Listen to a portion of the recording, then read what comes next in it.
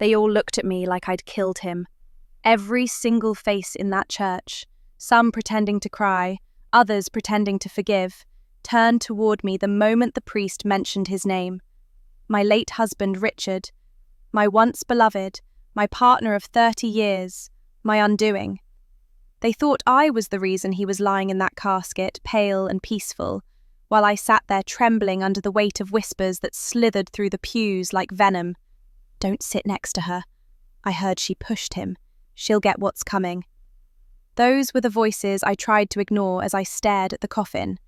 But silence doesn't always mean peace. It sometimes means secrets, and my husband had plenty of those. You see, I didn't always used to be this quiet, trembling old woman. There was a time when I was known for my laughter, for my baking, for my faith, for the way Richard used to hold my hand in church as if I were the most precious thing in the world. But that was years ago, before the bruises started to look like accidents, before the phone calls came at midnight, before I started smelling another woman's perfume on his collar. I told no one. I smiled. I cooked his favourite meals. I folded his shirts, even when they smelled of betrayal. Because back then I still believed marriage meant loyalty, even when it meant losing yourself. It was the night before he died when everything finally snapped. I remember standing by the window, rain hammering against the glass, lightning flickering through the dark. Richard had been drinking again. He stumbled in, shouting, accusing me of things I didn't understand, stealing his money, calling the police, talking to his brother. None of it made sense. His words were heavy with rage, his eyes wild, and I, God forgive me, I shouted back for the first time in years. "You can't break what's already broken, Richard," I screamed. "You destroyed this marriage long before you started drinking." He threw the glass across the room. It shattered into 1,000 tiny stars on the floor, and he stormed upstairs. That was the last time I saw him alive. The next morning I found him cold, lifeless, sitting in his study chair as if he'd simply fallen asleep. A bottle on the desk, a note beside it. But the note wasn't addressed to me. It was addressed to her. No name, just her. The police said it was heart failure. Everyone else said I'd poisoned him. I tried to grieve, but the world didn't let me. Friends turned into spectators, family into strangers. Even my son Michael couldn't look me in the eyes. He stood by the door of the funeral parlour that morning, jaw tight, refusing to speak. My own flesh and blood looked at me like I was something dirty. And maybe I was. Not guilty, but dirty. Because there were things I hadn't told anyone. The fights, the letters I found, the nights he disappeared, the woman's voice that once whispered on the answering machine. I wasn't angry that he cheated. I was angry that he made me believe I was crazy when I confronted him. That's the cruelty people don't talk about. The slow unravelling of your sanity, thread by thread, until you begin to wonder if the bruises, the missing money, the coldness in his eyes are all your fault. So when I sat there in the church pew clutching my handbag, I wasn't just mourning my husband. I was mourning the woman I used to be, the woman who thought love could save a monster. And then came the tape. It was after the eulogy. The priest was about to close the service when a young man, someone I didn't recognize, walked up to the altar with a small black box. His hands trembled as he spoke. "Richard left instructions," he said. "This was to be played at his funeral." The room fell silent.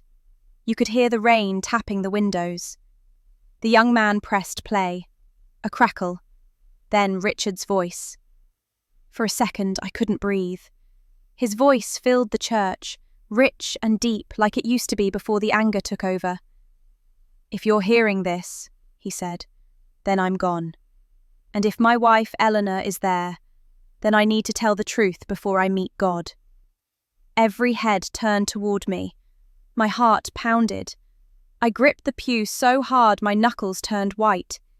He continued, "You all think she ruined me, that she drove me to this. But that's not true. I did something long ago, something she never deserved. I told everyone lies about her. I made her look crazy to hide what I'd done. The air left the room. The whispers stopped. I thought I could bury the past. His voice trembled. But the past doesn't stay buried, especially when it's your own brother's wife. Gasps filled the church. My son's eyes widened. Someone dropped their hymn book. The young man paused the tape, but I shouted, "Play it!" My voice cracked the silence like thunder. He pressed play again. Richard's confession rolled through the church like a storm. Yes, I loved her first, before my brother married her, and when she chose him over me, I swore I'd make her pay. I married Eleanor to spite them both. I thought I'd learn to love her, but resentment, it rotted me from the inside out. He coughed, the sound of a man breaking. She was innocent. Everything you heard about her, the money, the poison, the police, it was all me. Lies I started to make sure she'd be alone if I died. Because part of me wanted to control her even after death. I could hear sobbing, maybe my own. "I'm sorry, Eleanor," his voice whispered. "I was the villain, not you. Forgive me if you can." The tape ended. The static hummed for a moment before the church fell into absolute silence. That was the moment I realized I had been buried alive in his lies, and only his death had set me free. When the tape ended, I couldn't move. My hands trembled against my lap, my breath caught between disbelief and something darker, relief. For years I had prayed for the truth to come out, but I never imagined it would happen like this, in front of everyone who had spat whispers and suspicion into my life. The priest didn't know what to say. He just stood there, clutching his Bible, his lips parted but soundless. Then came the murmurs, soft at first, then louder. She was telling the truth. My God, he confessed. After all these years. It was strange how quickly pity replaced judgment. The same faces that once looked at me with disgust now softened, as if remorse could erase the damage their silence had done. But there was one face that didn't change at all. Michael's. My son just stood there, frozen, his jaw clenched, his eyes glassy but not with tears. For a long moment I thought he might come to me, that he'd hold me, or at least whisper something, anything. But instead he turned and walked out of the church. Just like that. The sound of the door closing behind him was louder than the tape itself. I wanted to go after him, but my legs refused. It felt like the entire room was spinning. My world, which had been suffocating beneath lies, suddenly cracked open, and I didn't know if I could breathe in this new air of truth. After the funeral, I sat alone on the church steps, rain still drizzling, mixing with the tears I refused to wipe away. People came up to me, muttering apologies they should have spoken years ago. "We didn't know, Eleanor. He fooled us all. If you need anything..." Empty words. They had already given me what I needed, the truth. Everything else was meaningless. I watched the hearse drive away, the taillights fading into the mist, and I whispered to myself, "Goodbye, Richard. May God deal with you better than I can." That night, the house felt colder than ever. I lit a candle in the living room, the flame flickering against the framed photographs lining the mantel. Richard in his uniform, our wedding photo, Michael's first birthday. Every picture looked like a lie now. I poured myself a cup of tea and sat by the fire that refused to warm me. My mind kept circling back to one thing. Her. The mysterious woman from the note, the same woman he said he'd loved before me, my brother-in-law's wife. That would mean Margaret. The thought made my chest tighten. Margaret, my late sister-in-law, my brother Samuel's wife. She had died 20 years ago. A car accident, they said. Quick, tragic, unavoidable. But the way Richard spoke, the way his voice trembled when he mentioned her, it didn't sound like a distant regret. It sounded like something unfinished, something festering. I needed to know. So I went to the attic. I hadn't been up there in years, not since Richard had taken it over for his projects. The air was thick with dust and memory. I pulled the chain on the single dangling bulb, and its weak light revealed stacks of boxes, old suitcases, and a desk shoved into the corner. The desk drawer was locked. Of course it was. Richard had always been meticulous about his secrets. But grief has a way of giving you courage. Or madness. I grabbed the iron poker from the fireplace downstairs and forced the drawer open. The sound of the lock snapping echoed through the attic like thunder. Inside, I found letters. Dozens of them. Some unopened, others worn and creased with age. And every single one was addressed to Margaret. My hands shook as I read the first line of the first letter. My darling M, Samuel doesn't deserve you. He never did. You should have chosen me. The letters were dated back to before my marriage, before Richard and I even met. My stomach turned. Letter after letter, the same words repeated. Obsession, jealousy, bitterness. And then the tone changed. She's pregnant. Your sister doesn't know yet. When she finds out, she'll leave him. Then you and I can finally... I dropped the paper. Pregnant? It couldn't be. Samuel and Margaret had no children. They tried for years but never succeeded. Or at least, that's what the family believed. Could it be that Margaret's child was... I stumbled to the next letter. She'll never understand. Eleanor's too kind, too naive. But I can't stand to see you with him anymore. If he takes you away from me again, I'll make sure he never drives that car. The words blurred through my tears. My hands went numb. Margaret's accident. My brother's car.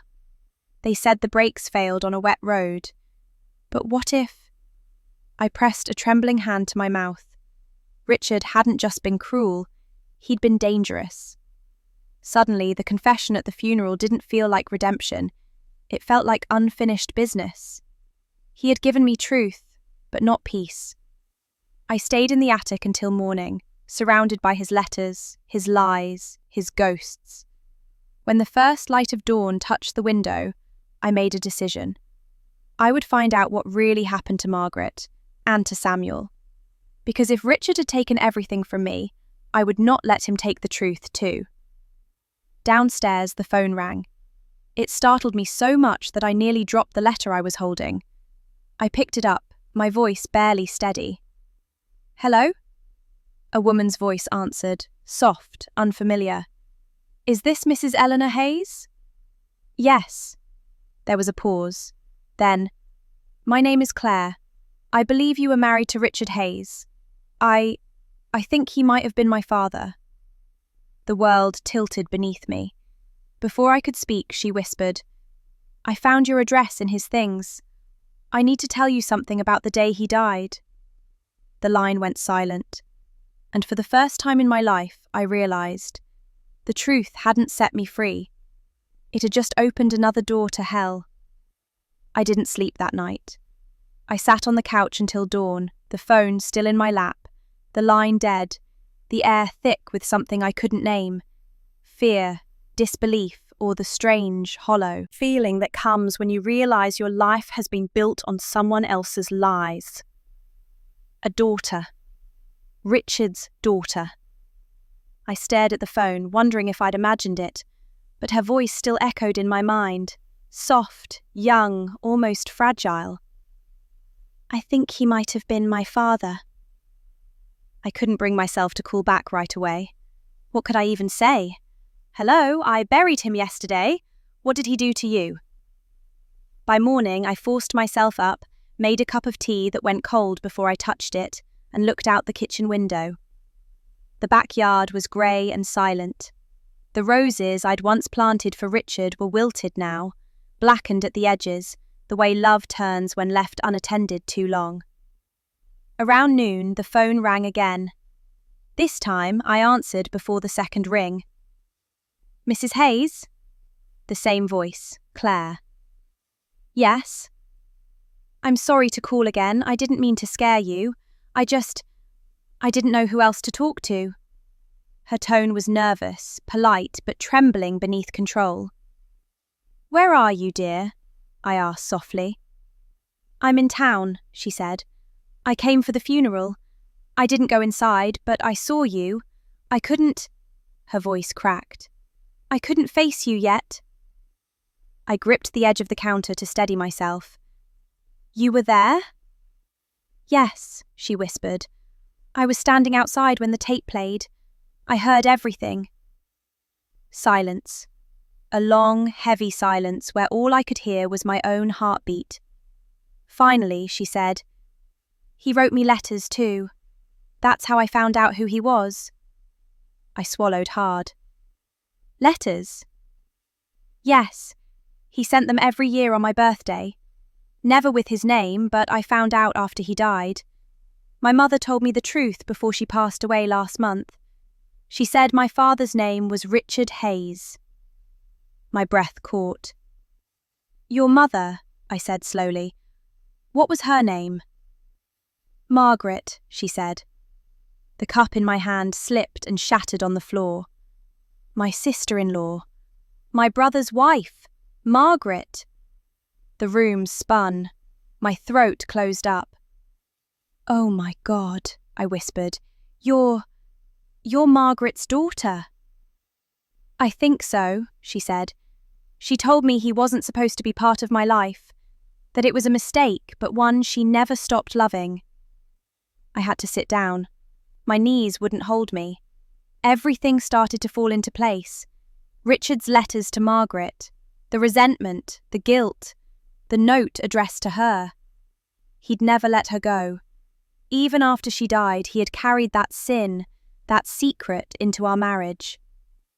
"Claire," I said quietly, "you said you needed to tell me something about the day he died." There was a pause. I could hear her breathing on the other end. Then she whispered, "He called me that night." I froze. "What?" "The night before he died, around 11.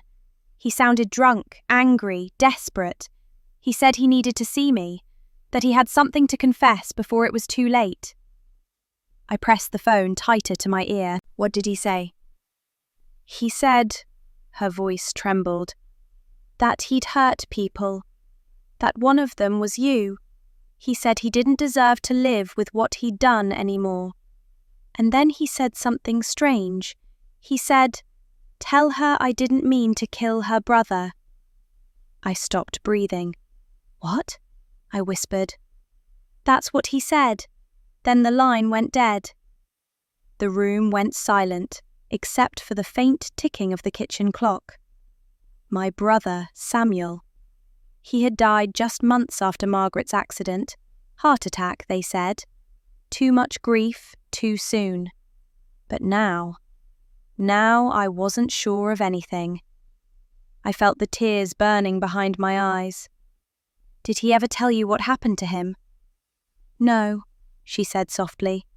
"But I went through some of his things after he passed. There was a locked box in his office. It had a key inside labelled Eleanor. That's why I came. I think it belongs to you." "A key?" "Yes. I don't know what it opens, but he said in one of his letters that he left something behind for you, something to make things right." I closed my eyes. For a moment it felt like the room was breathing with me, slow, haunted breaths. "Can we meet?" I asked. "Yes," she said. "There's a cafe by the river. 2 o'clock? I'll be there." When I hung up, I just sat there for a long time, listening to the echo of her voice in my head. I wasn't sure what terrified me more, the idea that Richard had killed my brother, or that there was still more truth left to find. At 2 sharp, I arrived at the cafe. The sky was low and grey, the river swollen from last night's rain. I saw her immediately, a young woman, mid-20s maybe, with auburn hair like Margaret's and Richard's deep-set eyes. She looked like a ghost from another life. She smiled nervously when I approached. "Mrs. Hayes?" "Please," I said gently, "call me Eleanor." We sat down. For a moment, neither of us spoke. She pushed a small tin box across the table. It was old, scratched, with initials carved faintly on the lid, R.H. "He said this was for you," she murmured. I ran my fingers over the cold metal. "Did you open it?" She shook her head. "I couldn't. It didn't feel right." I hesitated, then slid the key she'd brought into the lock. It clicked open with a soft snap. Inside was a folded envelope, yellowed with age, sealed with wax. My name was written across it in his handwriting.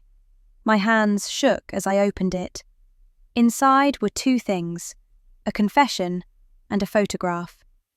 The letter read, "Eleanor, you will hate me for what I'm about to write, but I cannot die with these lies. The brakes on Samuel's car were not an accident. I tampered with them the night before his trip. I wanted him gone so Margaret would be free. But she followed him that day. I didn't know. I never meant for her to be in that car." My vision blurred. I thought I could bury the guilt, but I couldn't. Every night I saw them in my dreams. "When I met you, I thought maybe I could make it right by loving you. But love, built on sin, always collapses." And then, at the bottom, "There's one more truth you must face. Claire is my daughter. She deserves to know. Please, don't let her grow up hating me. Tell her I paid my price." I looked at the photograph. It was of Margaret, holding a baby. Claire. My tears fell onto the paper. Claire sat across from me, watching silently, her hands clasped tight. When I looked up, I whispered, "He killed them." She nodded. "I know." The wind outside howled through the trees, carrying away the last illusion I had left. And yet, for the first time, I felt something unexpected. Not anger, not hatred, but exhaustion. Because when you live long enough in someone else's shadow, even the truth feels heavy. I closed the box and said quietly, "He took everything from us, but he won't take what's left." Claire looked at me, confused. "What do you mean?" I stared out the window. "I'm going to finish what he started, but this time I'll make sure the truth stays buried with him, for good." Her eyes widened. "Eleanor, what are you going to do?" I smiled faintly. "I'm going home." The ride home felt endless. The rain had turned to mist, clinging to the windshield like unspoken words. I kept replaying the letter in my mind, every sentence, every confession. My husband had murdered my brother and the woman he claimed to love. He'd built our marriage on the ashes of their graves. And my son, Michael, he was part of all this too, even if he didn't know it. Or maybe he did. The thought slithered into my mind like a whisper I couldn't silence. His distance, his coldness at the funeral, it wasn't just grief. It was something else. When I reached the house, the lights were already on. His car was parked out front. My heart tightened. I stepped inside slowly, clutching the tin box to my chest. The air smelled of whiskey and dust. Michael was sitting in Richard's old chair, staring into the dying fire. He didn't turn around when he spoke. "I saw you with her." I froze. "Her?" "The girl," he said flatly, "at the cafe. Don't bother denying it. One of Dad's old business partners called me, said he saw you meeting a young woman, said she looks just like Margaret." I placed the box on the table, my voice steady despite the tremor inside me. "That's because she's Margaret's daughter." He turned finally, eyes dark, jaw tight. "What?" "She's your half-sister, Michael." For a moment, silence hung between us like a suspended blade. Then he laughed, a hollow, bitter sound. "Of course she is. Why not? Everyone seems to have a secret in this family except me." Michael! He stood abruptly, knocking over the glass on the table. You think I didn't know, Mum? You think I didn't hear the whispers? I grew up listening to people say you drove Dad to his death. I defended you. But then that tape. He stopped, clenching his fists. That tape, I repeated softly. What about it? He looked at me, eyes glistening with anger or maybe guilt. It wasn't supposed to play. My heart skipped. What do you mean? He hesitated. I found it in Dad's drawer weeks before the funeral. I thought it was another one of his stupid recordings. He used to record everything, his voice memos, his stupid rants. I listened to it. I knew what was on it. My breath caught. You knew? He nodded slowly. I didn't want it to be played. I wanted it destroyed, because no matter what he did, he was still my father. I didn't want the whole world to know. The room swayed around me. So how did it get played? He sank back into the chair, running a trembling hand through his hair. Someone switched it. I handed the priest the wrong box, or at least I thought I did. Michael, I whispered, what are you saying? He met my gaze, voice breaking. I think someone wanted that tape to be heard. I stared at him, stunned. The young man at the church, the one who'd brought the black box, Richard's assistant. He said he had instructions. But what if those instructions didn't come from Richard at all? I sat down beside the box and opened it again. The letters, the photograph, the confession, all of it felt heavier now. There's more to this, I said quietly. Richard didn't just die of guilt.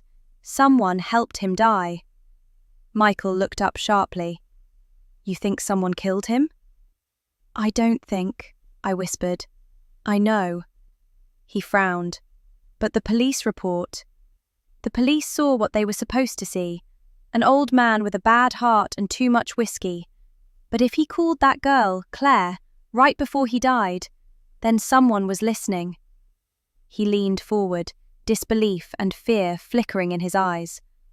Mom, you're not making sense.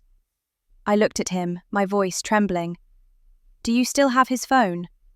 He hesitated. Yes. Bring it to me. He disappeared upstairs and returned a few minutes later, handing me the old black phone. The screen was cracked, the battery half dead.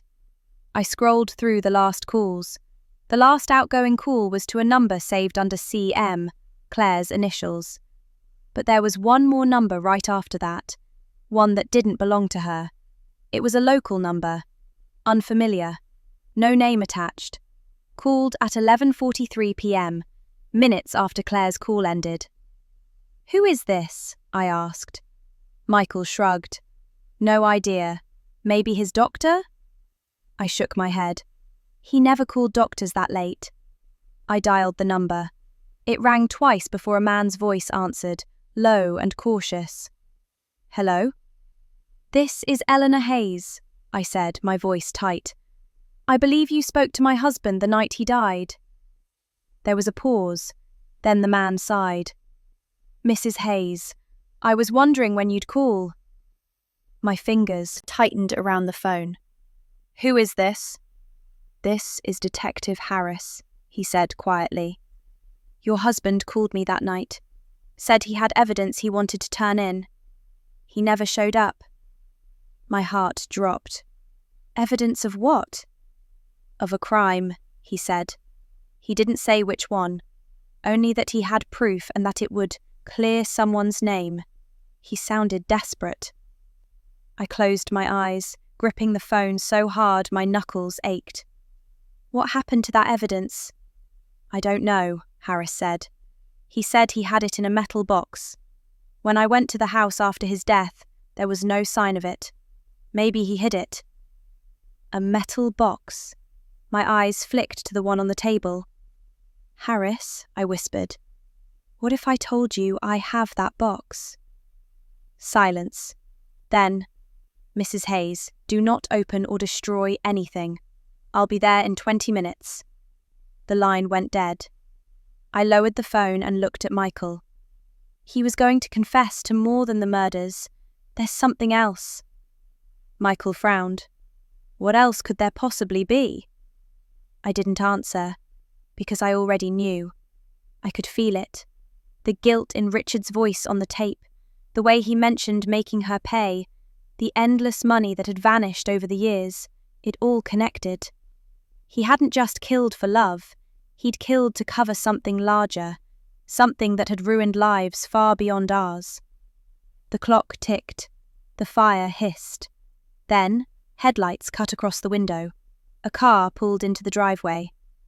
Must be the detective, Michael muttered. But when I looked out, my blood ran cold. It wasn't a police car. It was a dark sedan, the kind Richard used to drive. The driver's face was hidden by the rain-specked windshield. The engine idled for a moment. Then the door opened. A woman stepped out. And even from the window I could see her clearly. Red coat, auburn hair, pale face. Claire. But something in her eyes was different this time. Not the softness from the cafe. Not the uncertainty. There was something sharper. Something that looked like intent. I turned to Michael, my voice barely above a whisper. She's here. He frowned. Who? I swallowed hard. Your father's daughter. Then the knock came. 3 slow, deliberate knocks that echoed through the house like the past come calling. And for the first time, I realized that maybe the villain hadn't died at all. The sound of those knocks crawled up my spine. I don't know why, but I suddenly wished I hadn't opened that box, hadn't met her, hadn't answered that call. The truth always promises freedom, but what it really gives you is fear. Michael went to the door before I could stop him. I stayed in the hallway, my pulse hammering as he turned the handle. Claire stood there, soaked from the rain, that same auburn hair plastered to her cheeks. But something about her had changed. Her eyes were cold, too cold for someone so young. Claire, I said softly, you shouldn't be here. She stepped inside without asking, her boots leaving wet marks on the floor. I needed to see you again. Her gaze moved to the box on the table. You opened it? Yes. Then you know everything. I nodded. I know what he did to your mother, to my brother, to all of us. She smiled faintly, but there was no warmth in it. Good. Then we can stop pretending he was the only villain in this story. Michael stepped forward. What's that supposed to mean? She turned to him, studying him as if he were a puzzle she already knew how to solve. You're his son, aren't you? You have his eyes. He crossed his arms. And you're his mistake. Her smile didn't fade. Maybe, but sometimes mistakes are the only honest things people leave behind. Why are you here? I asked. She looked at me then, her eyes flickering toward the window, the rain tracing streaks down the glass like tears. Because your husband wasn't supposed to die yet. The room went silent. Michael's hand tightened around the back of the chair. What did you just say? She stepped closer, lowering her voice.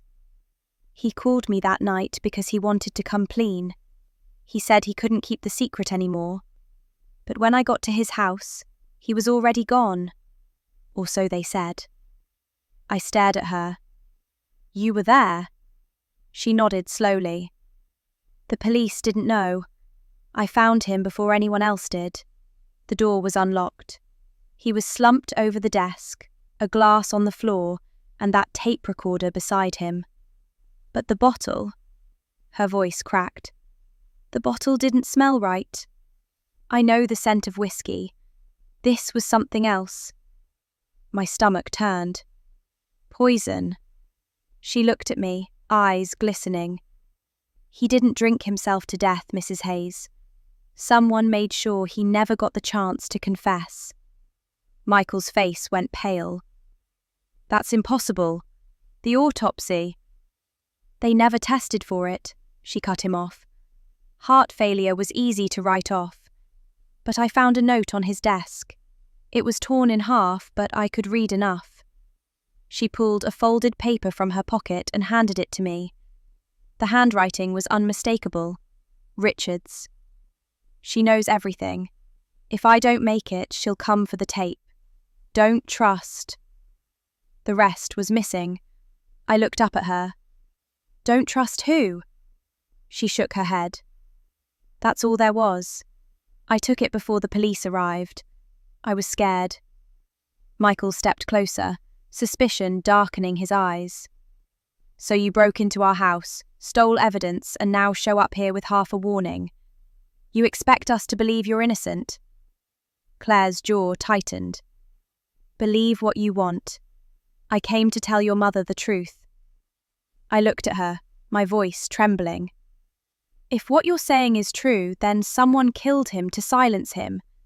But why wait until now? Why leave the tape? Her eyes flickered toward the fire. Maybe the tape wasn't meant for the world. Maybe it was meant for you, to pull you back into the story. A chill ran through me. Pull me back? She nodded slowly. He said you were the only one who could finish it. Before I could ask what that meant, headlights flashed again outside the window. This time they were bright, harsh, official-looking. Michael peeked through the curtain. It's a police car. Detective Harris, I whispered. Moments later, a firm knock echoed through the house again, faster, heavier. Michael opened the door this time to a tall man in a soaked trench coat. His face was tired but sharp. Mrs. Hayes? He asked. Yes. He stepped in, shaking off the rain. His gaze swept over the room, landing on Claire. And you must be Claire Morgan. She tensed. How do you know my name? Your father mentioned you, he said quietly. I see you got here before I did. He turned to me. Mrs. Hayes, I need to ask you something important. Did your husband ever mention a safe, somewhere he kept documents? I blinked. No, why? He hesitated. Because the day he died, he called me from his study. He said he had files, financial records, letters, even bank transfers. He claimed they could expose a cover-up involving a land deal, something about money being laundered through your brother's old company. I felt the blood drain from my face. My brother's company? Samuel's? Yes, Harris said, but the company was listed under your husband's name after Samuel died. Your husband was moving money overseas under false signatures. Michael's voice rose. So he was stealing? Not just stealing, Harris said. He was hiding something much bigger. We've been tracking a wealth of accounts, and there's one name that keeps coming up. Margaret Whitmore. Claire's mother. Claire looked stunned. My mother? But she's been dead for decades. Harris nodded grimly. Someone's still using her identity. The account is active. Large transactions, recent ones. We think whoever killed your father is tied to that account. The room felt smaller suddenly. The fire crackled. The rain pounded harder, and every face reflected the same horror. Michael rubbed his forehead. So you're saying whoever used Margaret's name killed my father to keep the secret buried? Exactly, Harris said. But we have one clue. He turned toward me. When we searched your husband's office, we found a second tape recorder, hidden behind a false panel in the wall. It wasn't the confession tape. It was something else. I felt my chest tighten. What was on it? He hesitated. A recording of your voice, Mrs. Hayes. My heart stopped. What? He nodded. From the night he died. You were arguing. The audio cuts off halfway through, but it sounds like you were threatening to expose him. I stared at him, numb. That's impossible. I wasn't even in the room. I never saw him that night after our fight. He held my gaze. Then someone wanted it to sound like you were. Claire whispered, A setup. Harris nodded. Exactly. Someone used your voice to frame you, maybe for leverage, maybe as insurance. I sank into a chair, my mind spinning. Every truth I'd uncovered was just another layer of deceit. Detective, I said finally, if what you're saying is true, and whoever killed my husband is still out there. He nodded, and I think they're closer than you realize. At that moment, the house went dark. The lights flickered once, then died completely. The only sound was the rain against the windows, and somewhere in the darkness, the faint click of a door closing. "Michael?" I whispered. No answer. "Claire?" Silence. Then, from the far end of the hall, came the soft hum of a voice recorder clicking on. And my own voice, calm, distant, unmistakably mine, echoed through the dark. "You thought the truth would save you, Richard, but you were wrong." The detective's flashlight flicked on. His face was pale. "That," he whispered, "wasn't on the tape we found." I felt the blood drain from my body. My own voice was being used against me, and I had no idea by whom. The darkness felt alive. It pressed against my skin, thick and humming with the sound of the storm outside. The voice recorder kept playing, my voice echoing through the house, calm and cruel, words I had never spoken. "You thought the truth would save you, Richard, but you were wrong." Michael grabbed a flashlight and swung it toward the hall. "Mom, what the hell is that?" The beam trembled in his hand. Dust danced in the cone of light, and for a moment, I thought I saw someone standing at the far end of the corridor. "Claire?" I called out. No answer. Detective Harris was already moving. He pulled a small gun from his coat, his face set in that grim, practiced calm that only comes from years of chasing ghosts. "Stay here," he ordered. He took slow, deliberate steps toward the sound, the floor creaking beneath his shoes. Then, another click. The recorder stopped. Silence. We waited. My heartbeat roared in my ears. The wind rattled the shutters, and somewhere upstairs, a door slammed shut on its own. Harris turned back. "The breaker box, where is it?" "In the basement," I said. He nodded, signaling to Michael. "Come with me. We'll get the power back." I wanted to tell them not to go. I wanted to beg them to stay in the light, but the words wouldn't come. As their footsteps faded down the stairs, I was left alone in the flickering glow of the dying fire. Claire had vanished. The detective was gone. The house was breathing again, old wood expanding, pipes groaning, whispering things I didn't want to hear. Then I noticed the door to Richard's study was open. I could have sworn I'd locked it. The faint glow of a candle flickered inside. Someone was there. I took a deep breath, grabbed the nearest thing I could find, a brass candlestick, and stepped inside. The study looked untouched, as if Richard was still alive. Papers on the desk, his chair slightly turned toward the window. And there, beside the candle, was another recorder, different from the one that had just played. A note was taped to it. My name scrawled across the paper. "Eleanor, for when you're ready." My hands shook as I pressed play. Richard's voice filled the room again, hoarse, broken, but unmistakably his. "If you found this, it means the first tape wasn't enough. It means she came for it." My breath caught. "Eleanor, if you're listening, don't trust her. She's not who she says she is. She's not Margaret's daughter. She's not mine. She's theirs." The candle flickered violently. "They've been watching us for years. The money, the land, the documents. They were never mine. They used me, and now they'll use her. She's part of it, Eleanor. She's the one who's going to finish what they started." The tape ended. My stomach turned cold.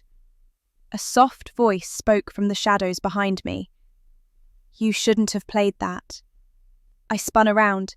Claire stood there, her face half lit by the candle, the rest swallowed by darkness. "Who are you?" I demanded. She smiled, a slow, chilling smile that didn't belong to a frightened girl. "I told you. I'm Claire." "No," I said, stepping back. "You're not." She tilted her head. "You're smarter than he thought. I see now why he was afraid of you." "Afraid?" She took a step closer. "He tried to run. He thought confessing would save him. But he knew too much. He kept copies, papers, recordings, bank trails. And when he started talking about handing them to the police, they sent me to make sure he didn't." My throat tightened.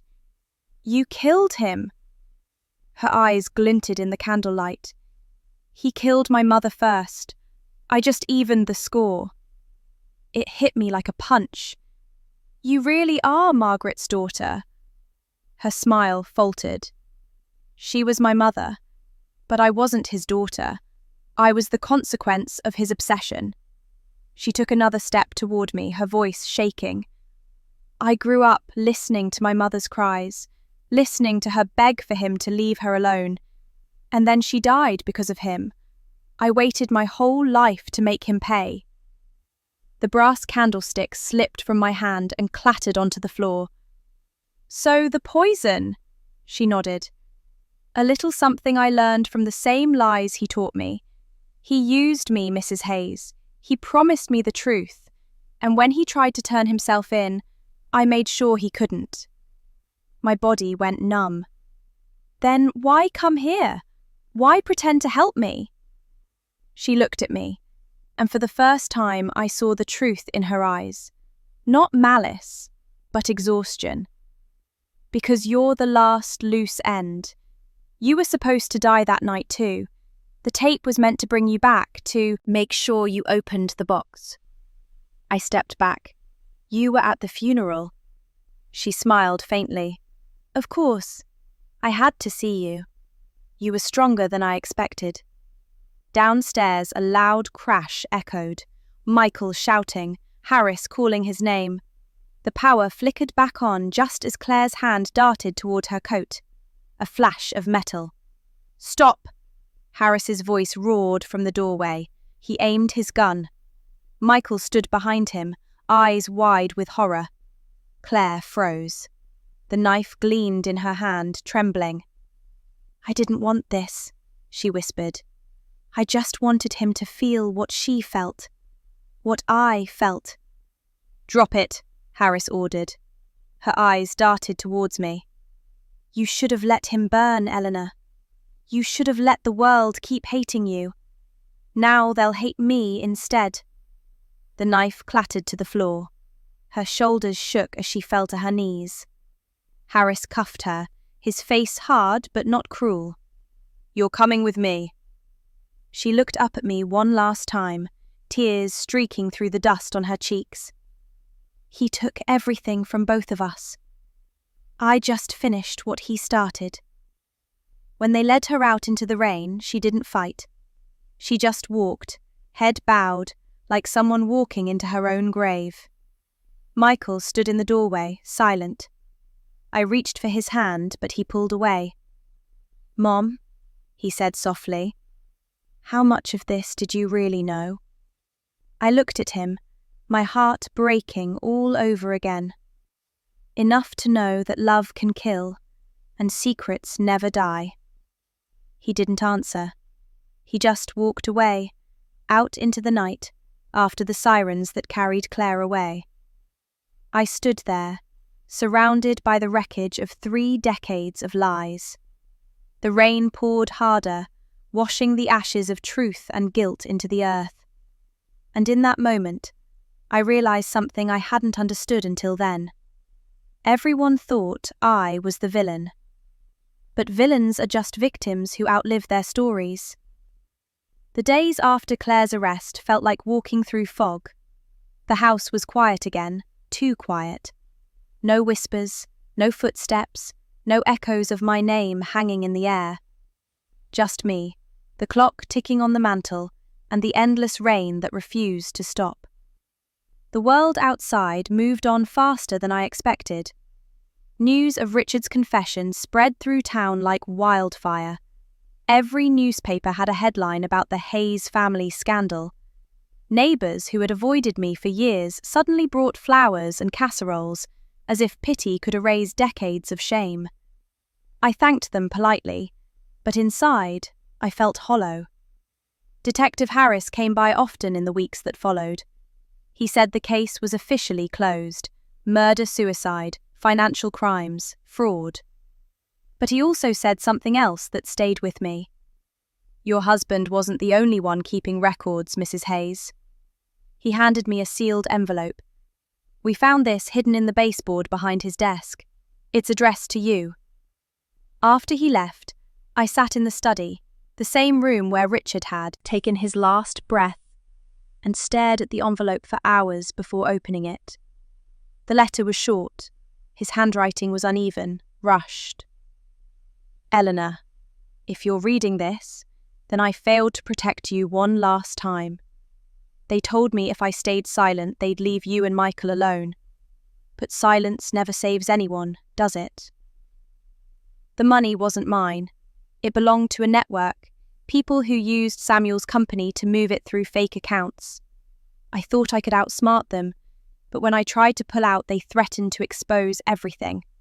Margaret was their warning. Samuel was their punishment. I didn't kill them alone. I just made it easier for them to die. If Claire comes, don't hate her. She was only a child when they took her mother. They raised her in the same shadow they trapped me in. I only hope she finds peace before they find her again. I never loved you the way you deserved, but I never stopped wishing I could. Forgive me, if forgiveness is still something you have left." I folded the letter and stared at the window. Outside, the rain had finally stopped.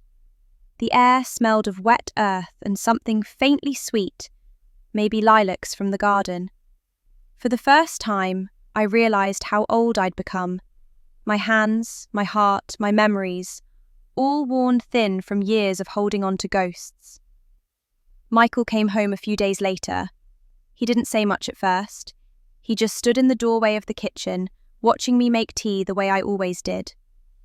"Smells like childhood," he said quietly. I smiled faintly.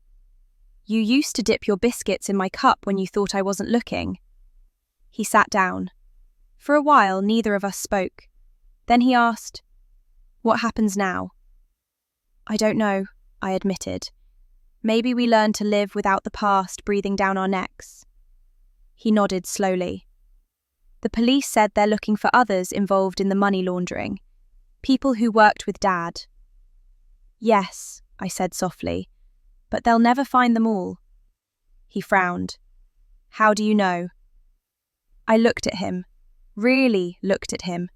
The sharp jaw, the calm composure, the same quiet calculation his father once had. There were things I'd started to notice in him lately. Phone calls he didn't take in front of me. A ring he wore that I'd never seen before. "You've been meeting someone," I said quietly. He didn't deny it. Detective Harris wanted updates.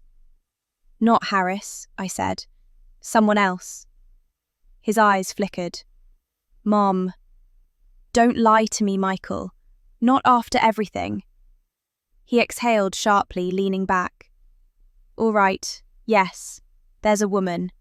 She says she's a lawyer handling the estate's financial cleanup. She's helping me access Dad's offshore accounts to pay the legal fees." My chest tightened.